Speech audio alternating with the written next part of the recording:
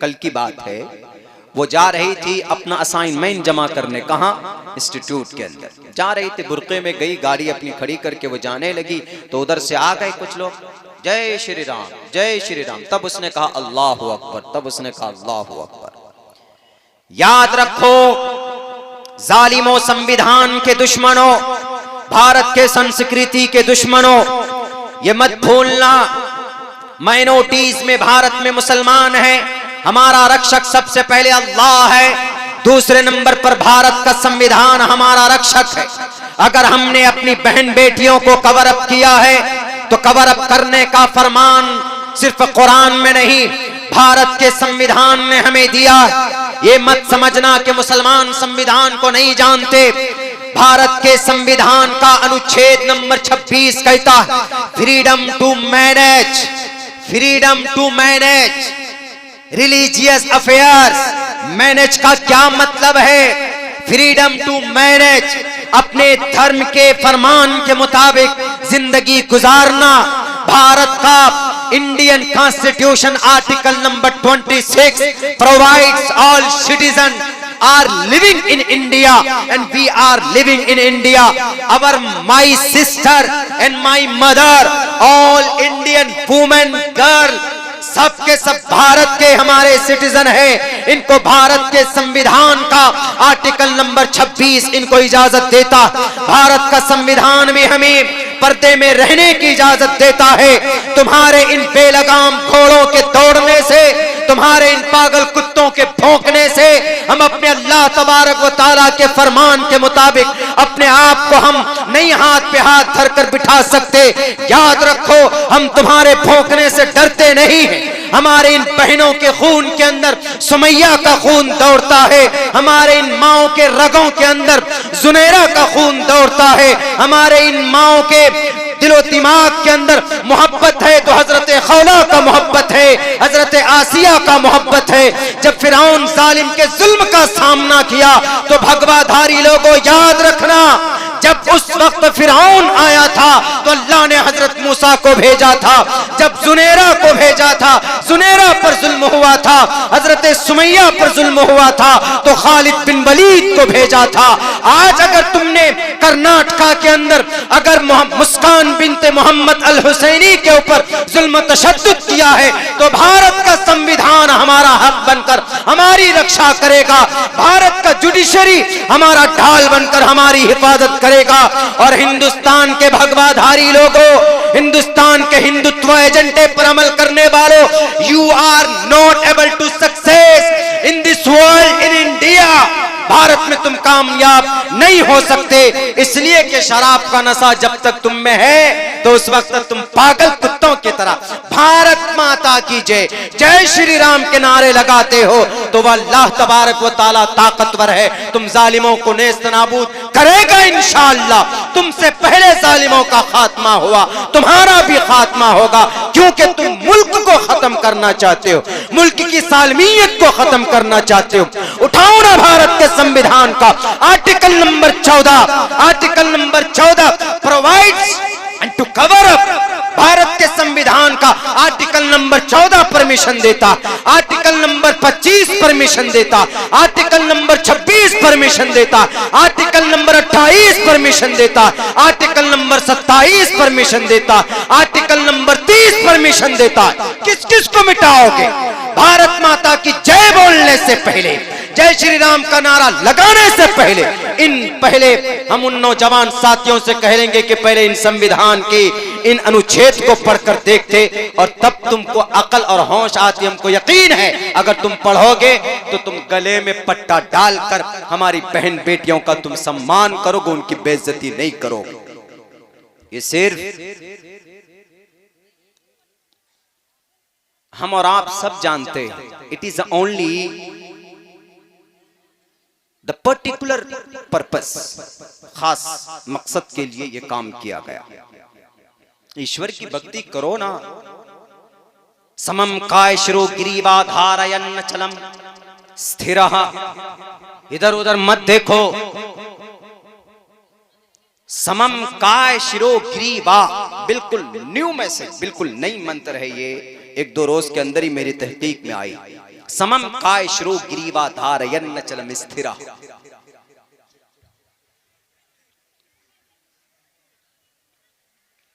श्रीमद् भगवत गीता तीसरे अध्याय का यह 5वां मंत्र है। तीसरे अध्याय का 5वां मंत्र किसी यूट्यूब से निकाला हुआ नहीं, हमारा अपना पर्सनल रिसर्च किया हुआ है। अल्हम्दुलिल्लाह।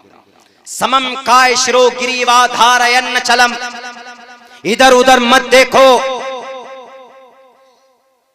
कि बेटी पर्दे में अगर आती है तो उनका सम्मान करो, फूंको मत।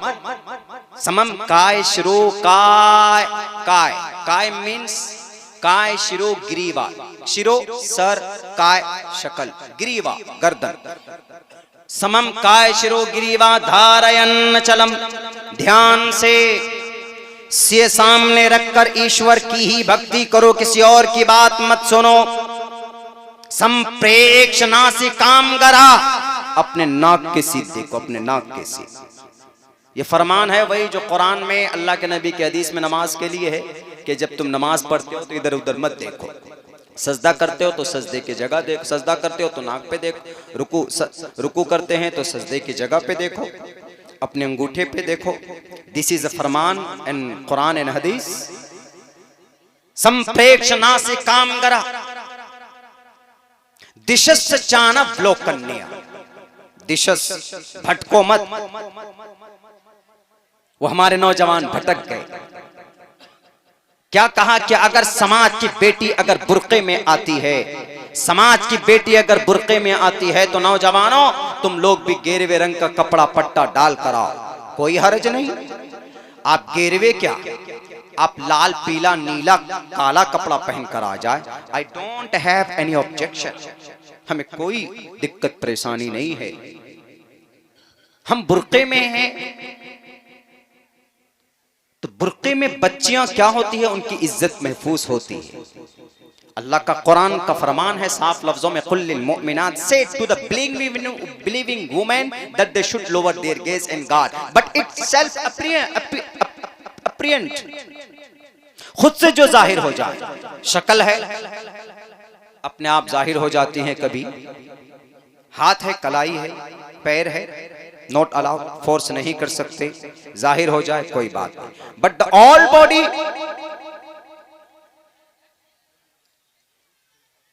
पूरे जिस्म को पर्दे में रखो, अल्लाह का फरमान है। और अल्लाह के फरमान के साथ साथ क्या कहा, मानना पड़ेगा कुरान के फरमान को, नहीं मानोगे और यानियत होगी। बेटियां कॉलेजेस में जाएंगी, बाल खुले होंगे, पार्ट्स ऑफ बॉडी चमक रहे होंगे, आज़ाए जवारे सर से पैर तक नौजवान तकते रहेंगे, किताबों में क्या दिमाग लगाएंगे। वो समाज की कॉलेजेस के अंदर जो जीन्स पैंट पहनकर, भड़कीले लिबास पहनकर बेटियां जब बैठेंगी तो हमारे नौजवानों का दिमाग आज के डेट में, वो जो शराब पीकर और जो ड्रग्स लेकर जाते हैं स्कूल में, उसका दिमाग फिर किताब में नहीं होगा, फिर उसका दिमाग माइंड शार्प नहीं होगा। वो फिर अपने भारत के अंदर, भारत के लिए डॉक्टर एपीजे अब्दुल कलाम के तरह 5 के 5 मिसाइल नहीं बना पाएंगे। भारत में सबसे पहले मिसाइल का नाम क्या है, दूसरे नंबर का मिसाइल कौन बनाया, तीसरे नंबर का मिसाइल कौन बनाया, चौथे नंबर का मिसाइल कौन बनाया। 109 मुल्कों के साइंसदानों ने घुटने टेक कर डॉक्टर एपीजे अब्दुल कलाम को सजदा किया और कहा कि सर, सबसे ज्यादा ताकतवर रॉकेट आपने बनाया है स्पेस में, हमारे सैटेलाइट को आप अपने अग्नि, नाम बताता हूं, अग्नि, त्रिशूल, पृथ्वी, ये नाम है भारत के एपीजे अब्दुल कलाम के तरफ से बनाए हुए उन मिसाइलों का, जिन्होंने पढ़कर मेहनत करके कॉलेज यूनिवर्सिटी के अंदर मिसाइल बनाया। और आप क्या बना रहे हो इन लोगों को, जय श्री राम का नारा लगाओ, क्या फायदा होगा इस देश का, क्या भला होगा इस देश का। वो बेटी तो स्कूटी पर बैठकर जा रही थी असाइनमेंट जमा करने के लिए। वो जो भेड़िए होते हैं ना, वो भूखे जो कुत्ते होते हैं, वो इसी तरह भौंक रहे थे। किस पर? जैसे रास्ते से अगर कोई हाथी गुजरता है तो बहुत सारे पागल कुत्ते भौं भौं भौं भौं करते, लेकिन उसने साबित कर दिया कि तुम इस देश के हक में हो और हम इस देश को गिराने के हक में। असाइनमेंट जमा करने जा रही थी ना, तो आपको उनको हथेली पर बिठाकर उनका असाइनमेंट जमा करते कि बहन आप असाइनमेंट लेके जा रही हो, चलो हम आपको आपका हेल्प करते। लेकिन नहीं, क्या करें? जय श्री राम, जय श्री राम, जय श्री राम का नारे लगे। तब मजबूरन उस बेटी ने क्या कहा? अल्लाहु अकबर, अल्लाहु अकबर। तब कहा, और उसने ये बता दिया है तुम जैसे जालिमों को जो इस देश की संस्कृति को, संविधान को, कानून को नहीं मानते, अपने शास्त्रों को भी नहीं मानते। अपने शास्त्र में क्या लिखा उनका? तुम्हारे शास्त्र में लिखा है कि यत्र यत्र नारयस्तु पूजन्ते रमन देवता। गंगा प्रसाद ने इसके ऊपर टिप्पणी की, यत्र नारयस्तु, जिस घर में यत्र नारीयस्तु, नारी औरत, लड़की, वुमन की पूजा होती है, सम्मान होता है, उस घर के अंदर ईश्वर आते हैं। औरत खुशी होगी, खुश रहेंगी जिस घर में, उसका सम्मान होगा। यहाँ घर से मतलब हमारा भारत ये घर है। हिंदू की बेटी हो कि मुसलमान की बेटी हो, कोई भी बेटी हो तो उसका सम्मान होगा। तो ईश्वर के तरफ से कृपा हो, ईश्वर के तरफ से मेहरबानी होगी, अल्लाह तबारक व ताला के तरफ से रहमो करम के फैसले होंगे। लेकिन अगर भेड़ियों के तरह उनके पीछे फिल पड़ेंगे और असाइनमेंट जमा करने के लिए वो बेटी जाएगी, आप चीखोगे, चिल्लाओगे, तो ईश्वर भी नाराज और भारत की तरक्की के अंदर भी रुकावट पैदा हो जाएगा। मेरे भाइयों, मेरे समाज के नौजवानों और मेरी समाज की बेटियों, हमारी समाज की जितनी भी बहन बेटियां हैं जो बेपर्दा होती, आपको जरूरत है वही कर्नाटका की इस बेटी और इन जैसी उन तमाम बेटियों के इस फैसले से। डरी नहीं किसी से, वो उसने साफ कहा हम डरते हैं तो अल्लाह से डरते। जैसे मक्का के चौराहे पर कहा था सुमैया ने अबू जहल को, हम डरते हैं तो अल्लाह से डरते हैं। तुम्हारी इन बातिल ताकतों से, तुम्हारे इन गेरवे रंग के गुंडों से, तुम्हारे देश के संविधान के लुटेरों से हम नहीं डरते। जैसा उन्होंने कहा था वैसा ही आज की उस मुस्कान बेटी ने, समाज की इस बेटी ने, इस धरती की इस बेटी ने कहा, साबित कर दिया हम तुमसे नहीं डरते। डरते हैं तो अल्लाह से डरते। वल्लाहु अहक्कु अन तख्शौ। मेरी समाज की बेटियों, पर्दे में आने की जरूरत है। वो लोग नहीं जानते हैं, अपने ग्रंथों को भी नहीं जानते। ईश्वर ने कहा कि ध्यान से ध्यान लगाओ।